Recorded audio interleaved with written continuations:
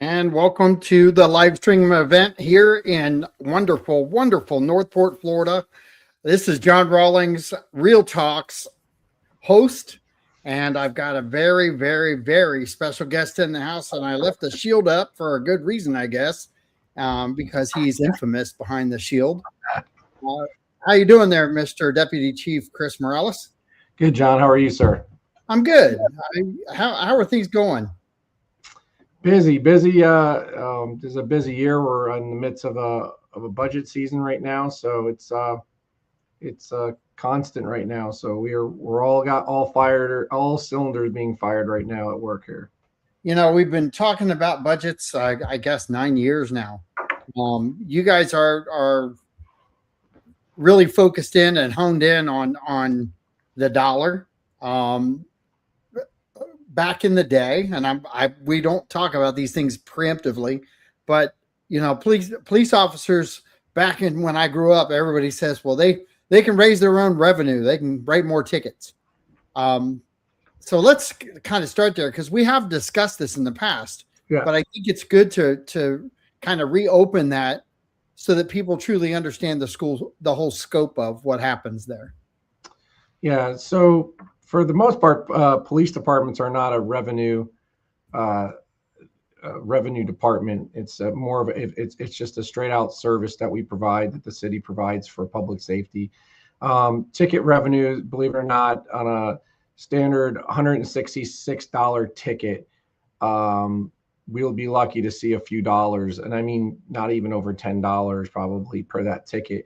Because that ticket, it's actually broken out to so many different organizations throughout the county to help fund, to where we don't see very, very little of that ticket come back to the city. And what it does come back for us too, it's actually restricted funding for training for officers, and what that comes back to. So that myth of, oh, they got to get their quota in, or they got to get their tickets in to pay for a new headquarters. I kind of read that on social media, which is kind of funny, is that is not even the case. Tickets are not what we use to help bring revenue into the city at all.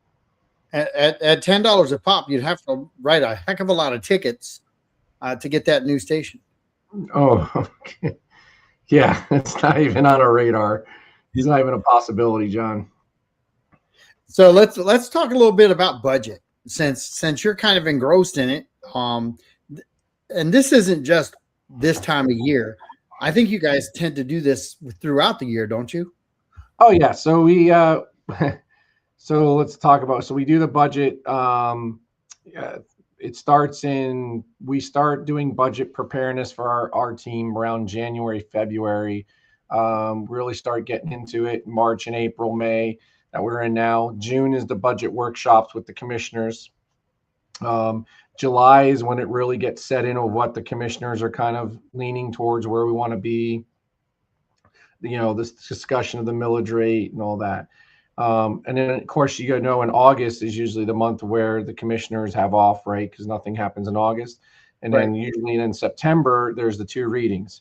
So then that's when your budget's approved. So October, November, December, those are really the 3 months that we really are off our budget. We're making sure the current budget is operating. We're getting all the equipment and all our needs that we requested for in that current budget being sent off and ordered and everything. And then after the Christmas and New Year, it's like you're back into budget again. You're preparing for the next year's budget. So it feels like you're just constantly all year round working on the budget. And that's kind of nonstop for you guys, right? It is. And that's for all departments. Staying on the budget, forecasting, all that. How much do you lean into other department heads to kind of calculate things out? Is there a meeting of the mind, so to speak? Well, we all work together in most part, all our departments, but everyone has their their own budgets. But I can tell you there's times where our budgets can cross each other in helping out each other's needs. And I can tell you right now, a lot of that is, whether with fire or public works, in infrastructures and stuff that we're doing, especially with the real-time intelligence center. that we have, cameras for traffic studies and all that stuff, that helps out our public works brothers and sisters over there, to where we could be, working together in cross budgets, because it helps both their needs and it helps our needs. So there is that crossover to where we work together as departments, which and being very fiscally sound on restricted funding that could be used to help both the police department and public works. All right. Well, first off, I'm going to say thank you, Nancy, for the love, and nice to see you watching and listening, and I appreciate it. And if you all have any questions, thoughts, concerns, praises, there's nothing wrong with a nice praise out for our men in blue. So let's really focus in now a little bit on the budget that you guys have to put together this year. Is it more stringent this year than in the past? Maybe a couple. Absolutely this year, in from the past several years, because of, what is really going on with tax reform, being prepared for reduction costs. So all of that is, a huge factor of things that we haven't seen in a while. So, but some of our exercises, cutting 5% of your budget might seem, that number, to the general people and even to our staff, seems small. But when you take a budget of a 90% salary and 10% operation, 5% is a lot. And I can tell you, operating on a $5.5 million operating budget, that's what it, out of the total budget, that's going to be, when you do a 5% reduction, it's going to reduce people in your department. And that really has never been our target, right? We are so short for people in our department, as you're aware, and as many consultants have told us, and our city leadership. Well, we're short staffed, we're under building, I guess, underutilized in the space that we have. I know we're utilizing the maximum amount out of the space that you do have, because you've converted closets into offices and conference rooms and offices. Yep. So I know that the need is there. How do you answer the question that many have brought up, that I've heard on social media? I've heard it in conversation. Let's do mini stations. Let's not build one major station. Yeah, and I had a good talk with a bunch of people about that. And so we're going to talk about precincts and substations. So people think about mini stations as precincts. So like LA or New York City, I'll use those, right? And for some areas, those work out really good. And what happens, reason why they have those precincts, is that they have to be their own little police departments in their own little boroughs or precincts or whatever, because of the amount of population, amount of growth, traffic, right? So New York City, to traverse from one borough to another takes hours, right? To get the resources. So precincts work for them. In ours, we are so land spread mass out, it's more of substations. So what substations are, is basically where it's a building where we can have the public come there. They don't have to come all the way to headquarters if they want records requests or any type of information. Meetings, they're held there, squad briefings there. So when you have a substation, let's say way out east, Yorkshire in the future, which is eventually, Yorkshire area, that's the entertainment district way out east. So eventually there'll probably be a substation way out there. But what that does is it brings the people that are patrolling in those far out areas, it brings them back so they don't have to go back to the main headquarters, which is centralized in the city, which then you're pulling your safety and resources out of those zones for that time to where now it's unmanned, versus they're dropping off evidence, they're having their briefings, picking up logistics or whatever that may be. They're still right there and they're not being pulled back. In a way, it's kind of similar, like in a way, those are like the fire stations. They kind of stay where they're at. A perfect example is LA County's. I brought this up to give someone a perspective. LA County SWAT, okay, LA County, the LA County Sheriff's Office SWAT team, they have multiple Bearcats, they have multiple tactical vehicles, they have redundancy of equipment. Do you know why? Spread out. Do you know why? No, I don't. Because they can't traverse through their county as fast. So the LA County, just to give you a perspective, because everybody's needs are different in certain areas, why they all work to see it. So LA County SWAT team have multiple Bearcats, multiple tactical vehicles in different districts throughout their county. And their main hub for their SWAT team is in an air hangar in LA County. When they get deployed for their SWAT's 24/7, by the way. That's all they do is SWAT. But when they get called out, they go into a Chinook. They deploy in the Chinook. They go to wherever the area is, the closest precinct. They drop and they land. They all get their bags and stuff, and they get into all those tactical equipment in the vans and the vehicles that's redundant throughout the county, and they go to the scene. Because they're so heavily populated, traffic, they cannot traverse through. So that's their way of getting from one place to another or having spread out. They have to have redundancy of that. Here, it's not the redundancy. We don't need multiple. We just need areas to where we can keep our people out there, and those are those substations. You don't want to create precincts because then you're having redundancy of people and personnel. The headquarters that we have here is still the nucleus of day-to-day operations, of crime scene, of detectives, records, dispatch, where they all integrated together, working in the same roof, working together and transferring. That's where people don't see that, how that all back end works of why that is. So the purpose of having the headquarters centralized with all those key personnel in the background working together in one cohesive unit in one building is what our city needs. It's not precincts and substations. That's just redundancy and inefficient. And to me, it's inefficient and ineffective.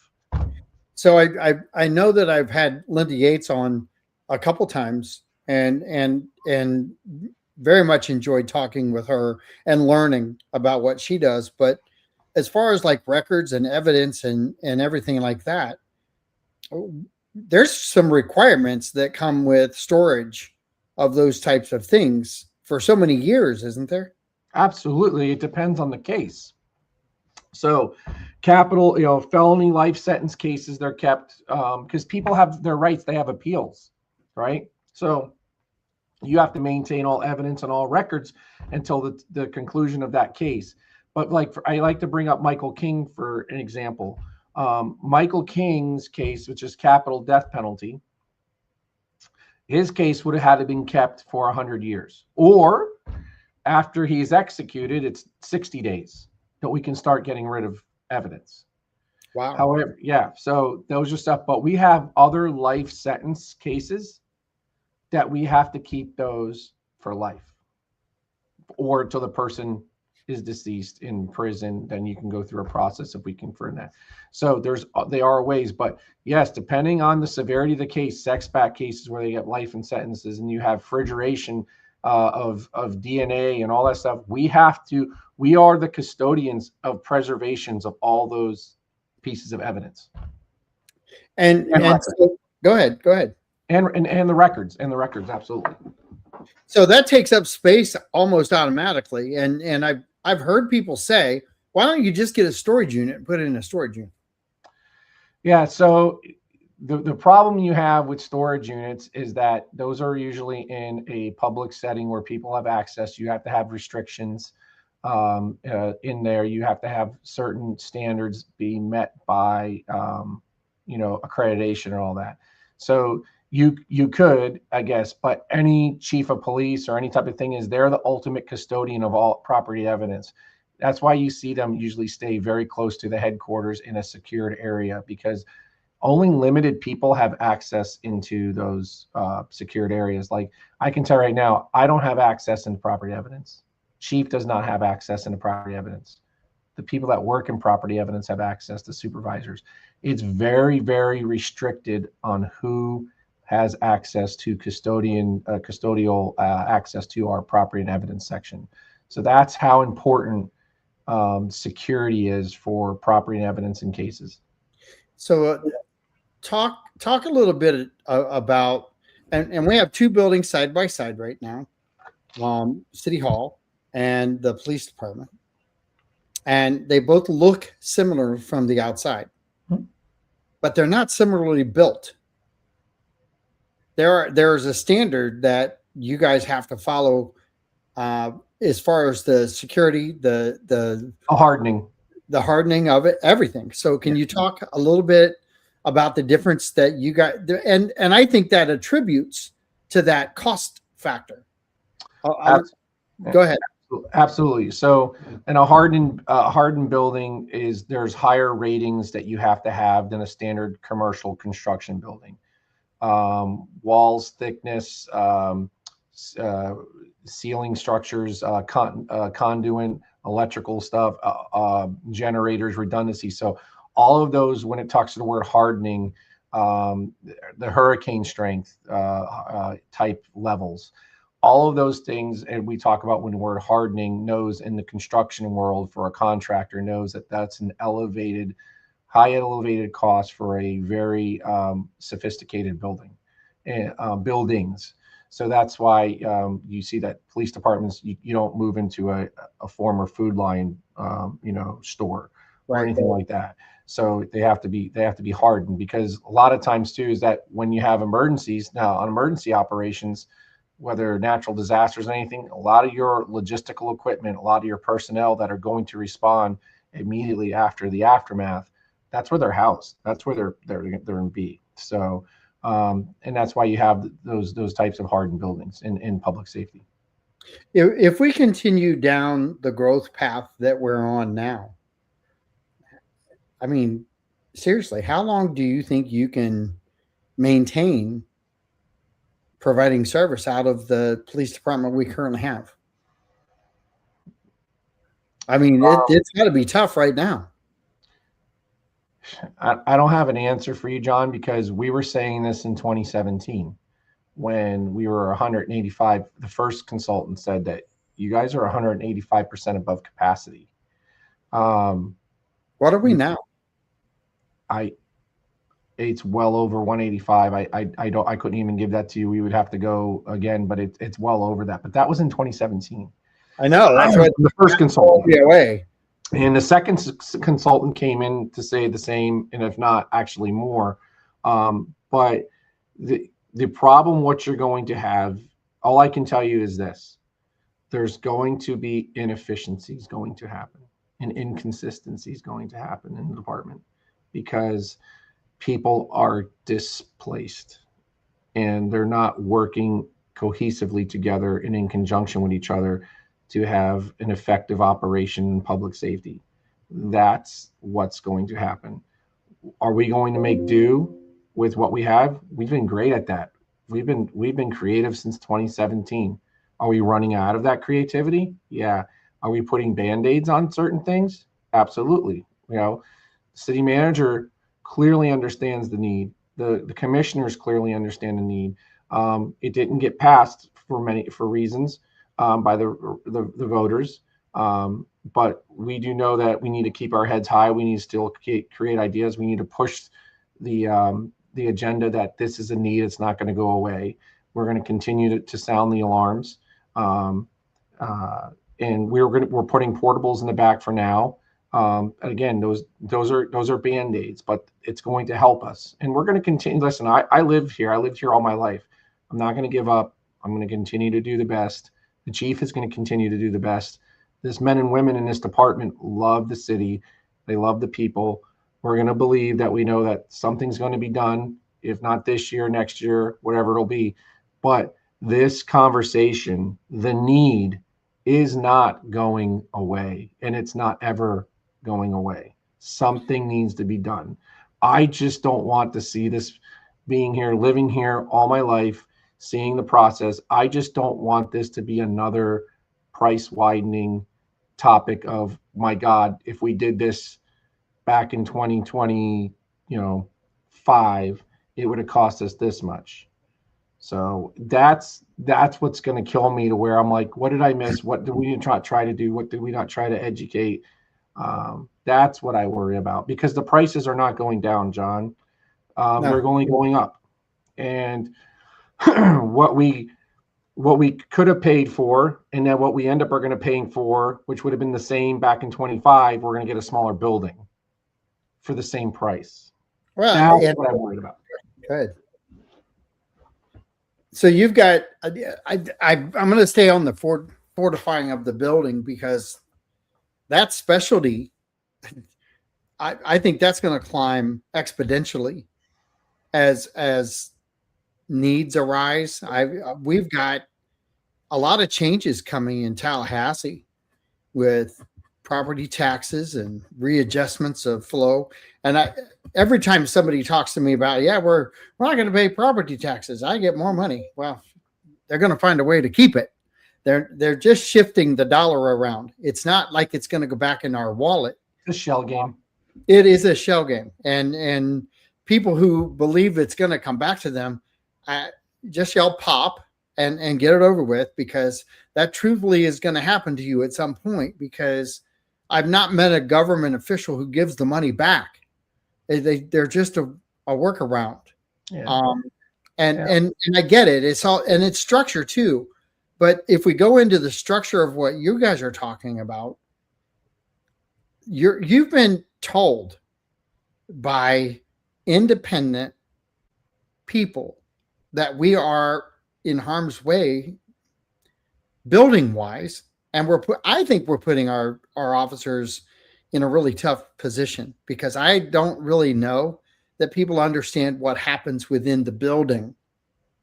And I would like you to walk through the inner workings of the police station, educate people on what happens with the flow of everything inside that building, and why, when you limit space, does it create more major challenges? Yeah, just so on a typical case of an officer works a burglary, let's just say, they'll come in, take the report, they have physical evidence, they have to bring it back to the station, they'll put it in the station, they'll go into the property evidence, it's called the bag and tag area, they'll drop that off there, they'll turn their paperwork into their supervisor, who then turns it into the records bureau, which is right there. They follow up with the records team if there's any things that are missing or outstanding. And then from there, as that case goes, don't forget, they also change out all their technology equipment, which is their body worn cameras are there at the end of the shift, changing out batteries for their tasers, restocking up on supplies if they need them, on paperwork, or any type of equipment for their car. That's all done at the headquarters there. And not to say that couldn't be done elsewhere, but just coming back here to the hub, just talking about that. So next would be the detectives now. Now the records is taking that, they're processing, and now the property evidence team are taking in that piece of equipment or a piece of evidence. They're in property and they're processing it. They're labeling, stamping, identifying it, placing it away. Records is taking that and they're working on it. If there's an issue, they can reach directly out with records or the property and evidence crime scene techs. Then from there, the detectives get the case assigned upstairs. And if they see the case, or if it's whatever type of evidence they need, they may come down, or they may see records to ask for a certain piece of item or the original. They might want to see that was turned in for the paperwork, or they may want to take out the evidence that was just put into evidence by the detective or by the officer. And then they bring it upstairs, whether a cell phone or whatever, to have it extract. Everything today, technology has some type of attachment. So we're always handling things and touching things. So those are the inner workings, just to see the process of how what people just see is the black and white in the forefront. They don't see the inner workings of what goes on to their case in the background. The meetings, then the detectives sit down, have meetings, and they go over this case and they put it up on a screen and they talk about, this is what we have, this is what we're doing. Did you think this, that brainstorming of detectives working together on a case? All of those are done cohesively back here at headquarters. That's what people miss. That's what they don't see. So that, in a nutshell, that kind of talks to you about that cohesiveness working together.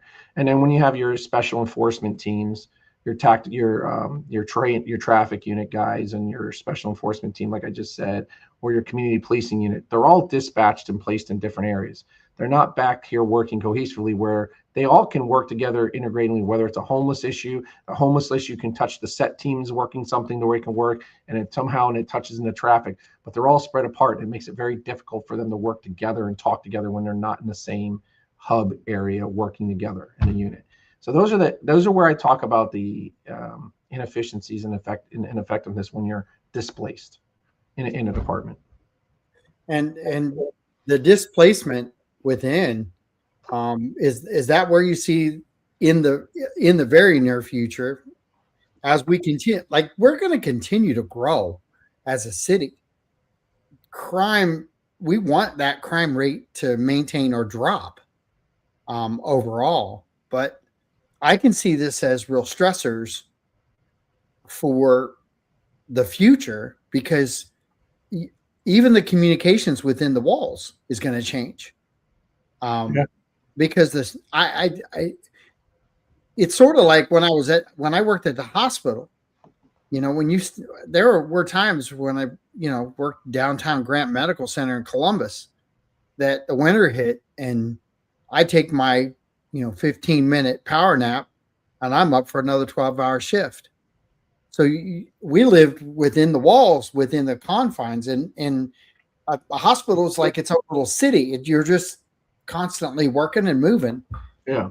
Guys, there's not a doubt in my mind that the headquarters is very similar to that, because there's a lot that happens within those walls when you're committed to your job and working and working a case. I mean, a kidnapping or a murder case, and you've got somebody on the loose, and we've had all of these things to talk about.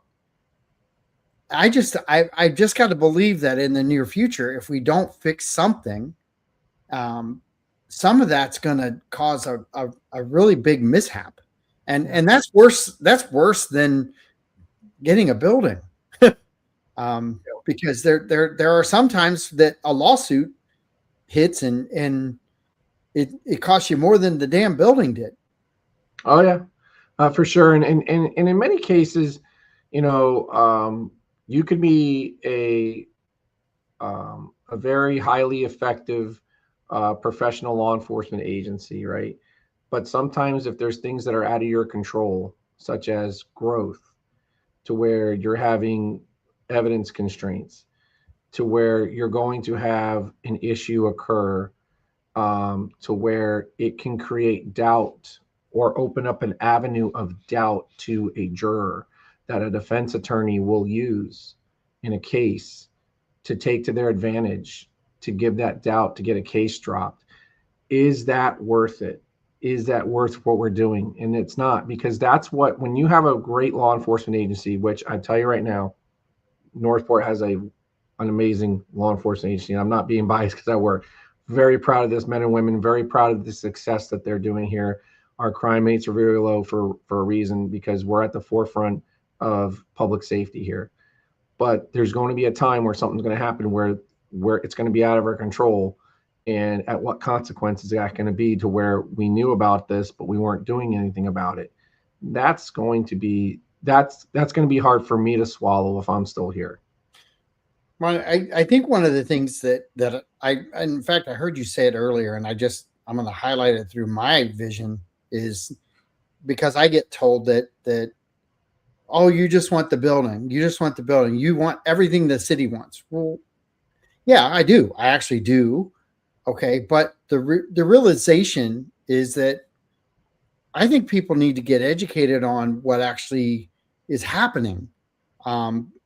Because we're going to wait too long, just like Price. We waited too long on Price Boulevard, and it's costing us a fortune in comparison to what it was. And I don't see the numbers going south at all on what we're talking about in a building. And even if we took the precincts and we said, let's just build precincts everywhere, what's 4 or 5 precinct buildings going to cost us?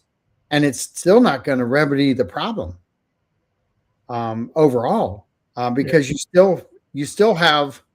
When was the when was the police station built? What year? Was that 2000. We moved in 2006. 06. All right. I was going to say 08, but I was off by 2. But but John, even the our union rep, which by the way, our union has really started sounding the alarms to our commissioners, has gone to commission meetings about the growth, the crowdingness, the need, the safety of our staff, and he was saying that he remembers when we moved into this building, and I remember it too. They're like, we're going to outgrow this. Like, we're already there. Like, we knew when we moved into this building, this was not going to be into the future. This was pretty much a now, building. And yeah, long and behold, 20 years later, we are bursting at the seams in this building. And that's not a good situation, because I believe that before we had that building, we were bursting at the other building. Oh my gosh. I don't even know, was that 7,000 square feet, 8,000 square feet? Right. Right. Yeah. We had rats eating our evidence in there. Yeah. That's not a good feel. No. So, we've got, I know that the citizens who are kind of for it and against it all at the same time, that I hope we talk more about this, and I know that you offer to take people a tour of our building. I tell you this, and it's not being biased, is that the people that are against it, they're misinformed. They're either misinformed or they're uninformed. Okay, because I have taken many people that were against a new building, and I've done tours with them, and they walked out saying, you just changed my thought on this, my position on this. So that's what it is. But I'd be more than happy to take people for tours and give photos. And like I said, we've had tons of news people in here. We will continue to do that. And I implore people to reach out if they want to do tours of our building and see the constraints that we have. I'm the work environment that this team comes in every day with their head held high and still makes it, knowing that they're working out of a closet or they're working out of a conference room, hoping that we're going to get a new building soon. And that it has to change at some point. I certainly hope that the naysayers will come and take a tour. I hope the naysayers will open their minds and take a look and see what's happening. There are just some people in this world. They just want to be nasty all the time. And well, even some, and not there were some naysayers, but there were some that you would say that whether they're naysayers or not, they didn't disagree that we needed a building, but maybe they disagreed of the size or the shell space that we needed.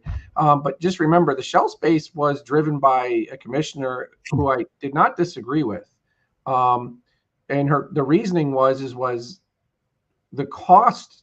It was an economic, financially sound decision of building shell space because the cost is so much cheaper. You're building the shell space substantially amount cheaper. You're building in today's building codes into the future, that you're not changing building codes or have to change the whole building when you want to add on, because there's a code in the building laws that says if you add 25% or more of the building, you have to conform that whole entire building to the new Florida building code, which could be a lot of money if there's a substantial change, right?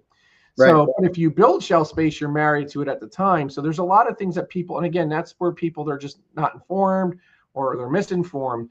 But the commissioner was on about the shell space, about it costing $9 million versus if you just waited 3 years down the road, it's $30 million, 30 something million, just 3 years is what they said. Right. So it was a no-brainer, and Sheriff Hoffman, he's building, an add-on to the sheriff's office. He's taking that same footprint about adding shell space. The hospital added what, 4 more floors, I believe, 4 or 5, Yeah. all shell space, because A, it's a cost savings, and B, they know they're going to need it very soon in the future. So it's Like not the minute they open the door, they're going to need it.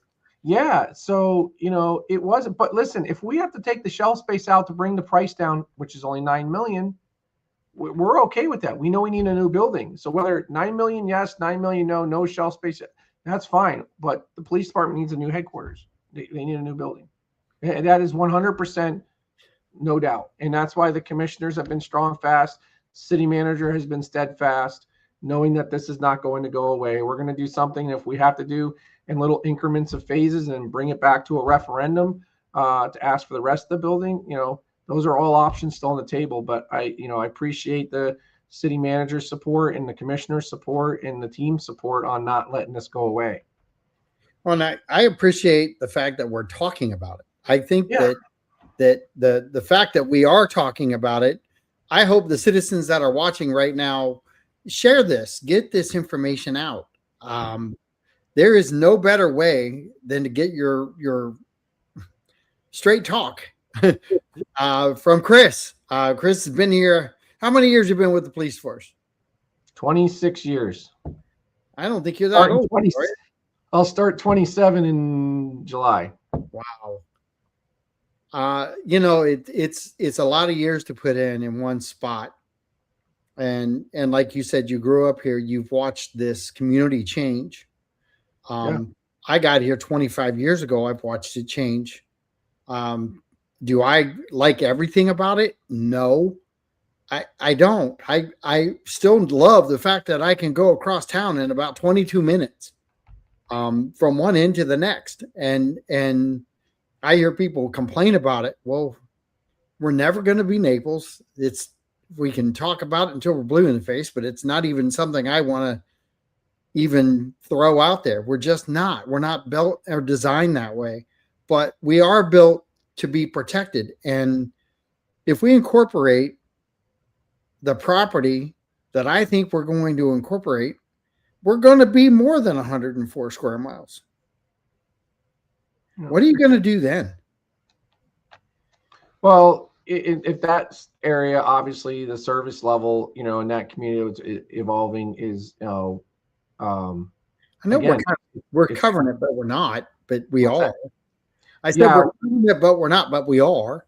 We are, but, it's going to increase our services. But look, Northport has a lot of potential in what it still can become and what it is becoming, actually, I should say. And we just need to be in the forefront, of forward thinking of what are we going to do? How are we preparing ourselves? And again, all this comes down to is strategic planning. And this has been strategic planning for many years. But the sticker shock of the cost of today's dollars for building construction is really up there, and it scares people. So it does. It's sort of like buying their own house again. Yeah. I've lived this several times now through the city of Northport and the economic drivers that we have nationally. But So I try to put it in perspective, though, John. So the people are talking like, oh my gosh, $122 million is astronomical for a new building. But what people don't know is in a capital improvement for the school board for Northport High School, they're renovating their entire HVAC system throughout the whole high school. Their AC for those. It's gonna be scary. $111 million. That's just for AC of renovation. Yeah. Now they need it. That school's over 20, approaching not far from 30 years old. It's got to be 24 years old, 25 years old. I can't believe it held together this long. Yeah. So not to say it's new, but dollars and cents, that it's not cheap. It's not cheap. But to put it in perspective, 122 gives a new headquarters to take us into 2065. 122 million now it's probably 130 million because it's been a year. Prices go up 7% is the average according to the consultants, and that's going to continue to go up. But that, put in reality is we're all locked into dollars from years ago. It's not. There's been significant inflation, significant cost increases that people just don't know. Like, I can tell you right now, in 2019, I used to buy a Police Explorer for $25,000, $50,000 now. Yeah, on a state contract. Yep. Dory says, I've been in Northport in July, 50 years or 60 years. Things have changed so much. She's not wrong. No, but don't forget, when you're a city of 104 square miles, you have lots, residential lots, you have commercial lots. What do you think is going to happen with them? It's not going to just stay all woods and lots. People are going to move here. Northport's still affordable. Is affordable housing. Northport's still a great place to live. They have a great school system. They have a great city of public safety. Have a great city for amenities. People are coming here. Parks, yeah. Listen, we have so many check marks. I brag about us all the time because there's a lot to brag about. I mean, we look at just our safety side of things, the fire department, and how that's mapped out, and what Chief Titus has done there, what you guys have done with the police department, and strategically laying things out. And whether you want to talk about it or not, the crime rate is not elevating. We are utilizing technology at a fast pace that changes a lot of things for you guys, which also, if you go back and talk about the building, is all incorporated into that. But we've got the traffic unit, we've got detectives out in the field, we've got the SWAT squad that we, thank God, we don't have to use it every day. But we also have the drone unit who, where are they launching from right now? The drone unit works out of a van. Yeah. But they're deployed within the officers' units, right, out in patrol right now. But their actual work van, where they do strategic operations, they just have a van because we don't have space. We don't have an office space for the drone team. Right. And other cities, and I'm not picking on us by any stretch of the imagination, but is the vision. Even when we look at armed forces now, our drone pilots are not on site. A lot of them are inland. They're safe, sound, and secure, but they're still flying a drone. Oh yeah, they're still flying, and they don't need to be on site. And that's going to be the future, John. Is that you're going to see more and more of the drones evolving in law enforcement operations and activity throughout the future of public safety. Oh, look what they're doing with drones. If you really think about it, so that's advancing technology like rapidly. So we talk about drones for public safety, right? Utilizing them to ours, but we also have to be defensive to drones in counterattacks on whether people, if it's used in the wrong manner to where it becomes weaponized. Police have to have technology and equipment to stop those types of acts from occurring. Right. That's going to be, just like you said in the military, those are acts and those are things that can certainly happen in our community and in our country. Well, I knock on lots of wood because I certainly don't want to be right, but I know. But we need to be, as law enforcement, we need to be thinking of that and be prepared. What are we going to be doing for that? What are our countermeasures? How do we act? How do we respond? That's kind of where I was going. Yeah, I was going there because if you're watching on TV, what they're doing on TV with drones, and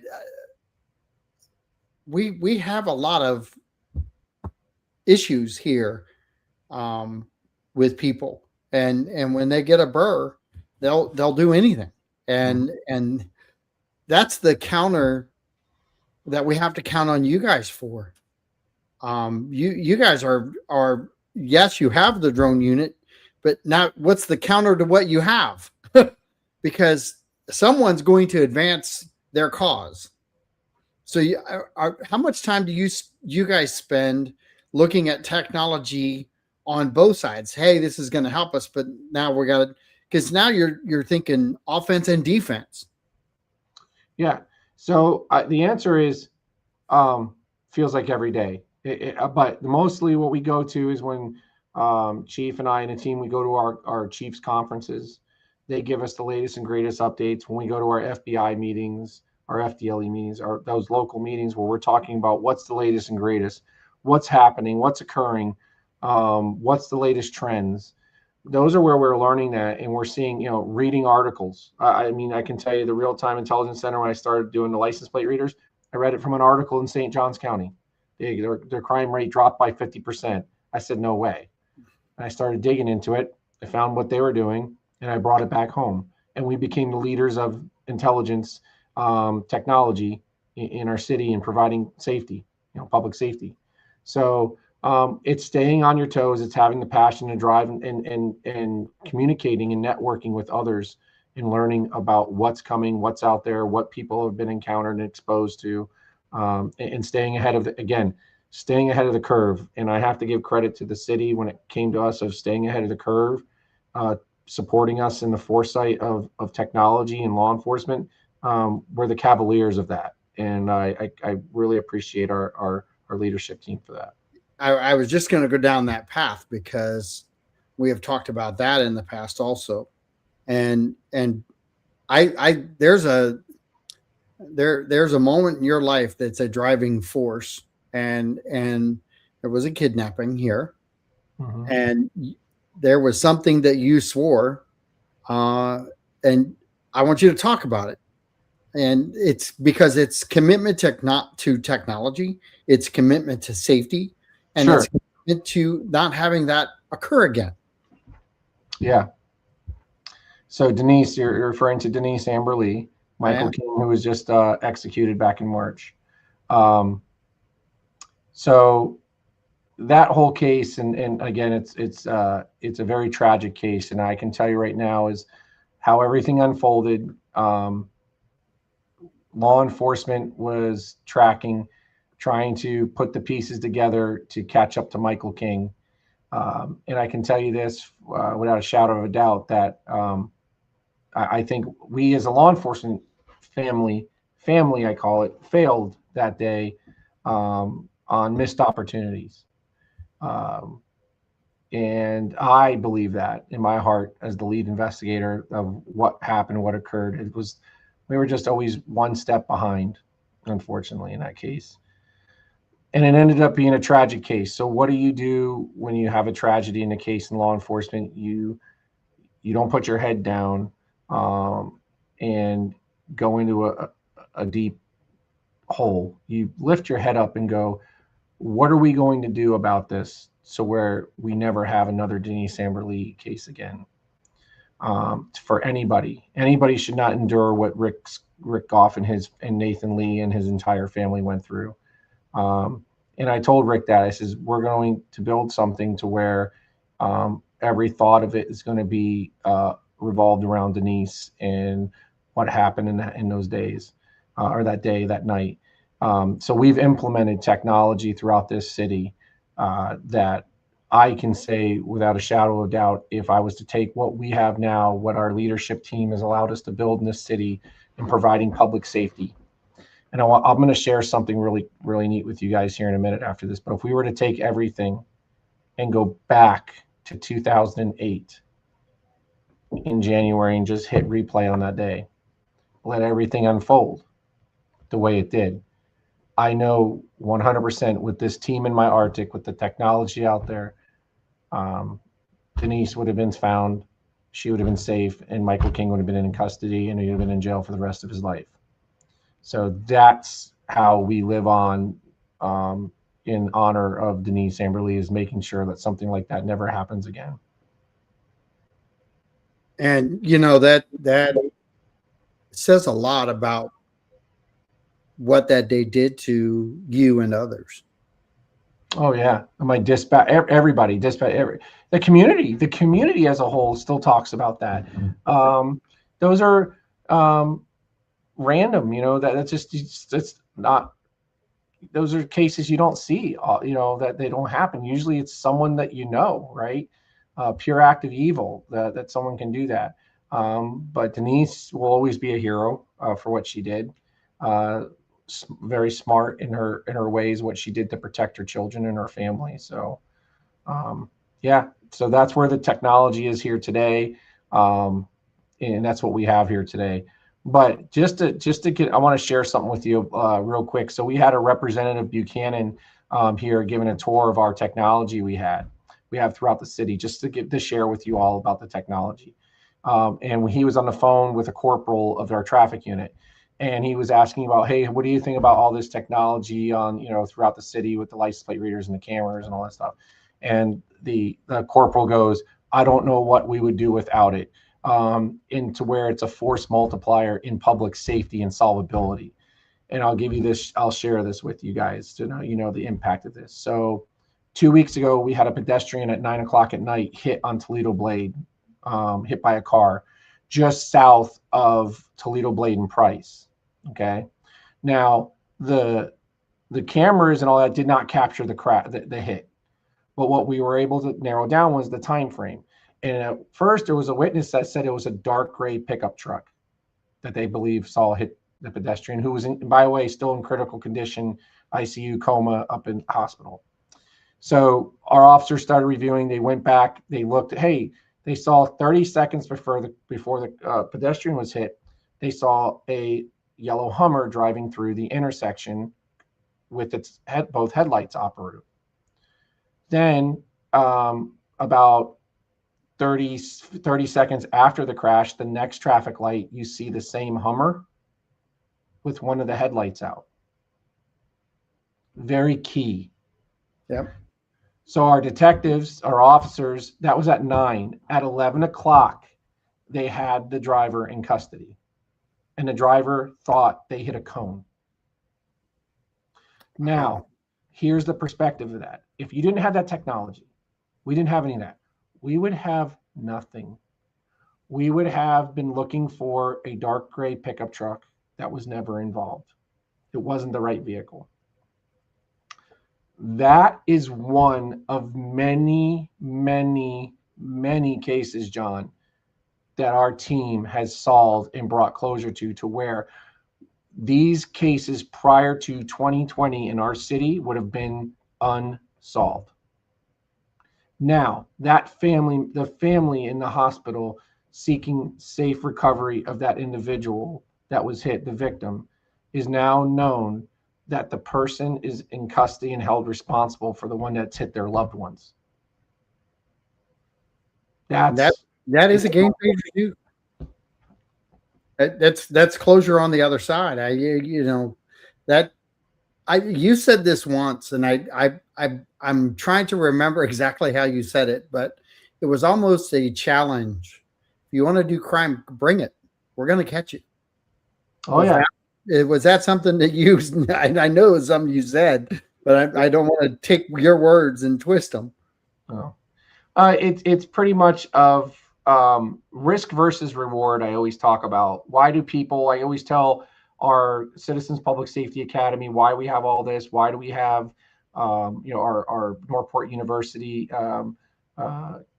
students, is why do criminals commit crime, right? It's opportunity, right? If the opportunity outweighs the risk, they're going to come in here and say, let's have fun, let's commit crimes, let's do what we got to do, right? So the opportunity is greater than the risk. Right. If the risk outweighs the opportunity, they're not going to come into your city. Because I'll tell you this, you come into the city of Northport and commit a crime, I guarantee you, my team, this department, its staff, that's phenomenal with what they have, they're going to find you and they're going to arrest you and they're going to hold you accountable 100%. I'm that confident and I'm that proud.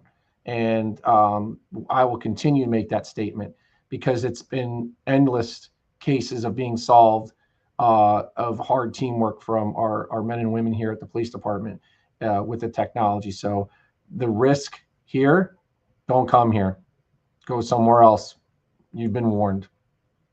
It's nice to hear that from the police department.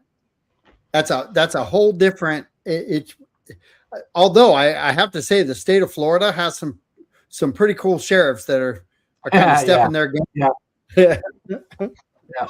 So yeah, they do. It's nice to have it's nice to have that brotherhood support, because that says a lot, and it also says a lot about how the community is embracing it. And we have a great community here of law enforcement support. I say this all the time. We hire people from different states. They come here and they're in the city, and they're so blown away with the amount of support, love, appreciation. Countless people coming up saying thank you for what you do, and we thank them for their support. People buying our lunches. They're here going, this never ever happened where we're from, and that's very sad, very sad. So our community that's very supportive, and I believe, like I said, I believe our community would come forward in our new headquarters. I strongly believe that, because there's a lot of supporters out there. A lot of people know that they'll support their police department, whether it comes back again or not, the referendum. I do believe it'll be passed, maybe not on a special, but on maybe a general, if the commission and the leadership team decides to do that down the road. I believe they will. I believe it'll pass if it came up again and we reapproached it in a different manner. So, and I think we need to keep talking about it so that when it does come up, it's an understandable decision. Yeah, for sure, and an educated decision, because having 911 and the rest of that process protecting us is a vital part of keeping our city safe. And we didn't talk about 911. We'll talk about that the next time. But when you incorporate that first phone call that anybody makes into the safety of your neighborhood or safety of your home, your whole opinion changes about the importance of police officers. So remember, remember that as we go through the process. I got all choked up. But I appreciate your time. We've kind of blown through the hour here. Thank you, John. I appreciate the listeners. And Dory, thanks for commenting. Chuck English gave us a little bit of like here. And again, Darren Parent, thank you so much. And anybody else who's chiming in, please share this, get it out there to people, and enjoy your week. And we'll see you next week. And we'll have the fire department on next week. And then the week after will be the commission. So get ready for that one, because that should be a fun topic. So we'll talk to you soon. Thanks, Chris. Appreciate you. Thanks, John. Thanks for having me. All right. See you, buddy. See you.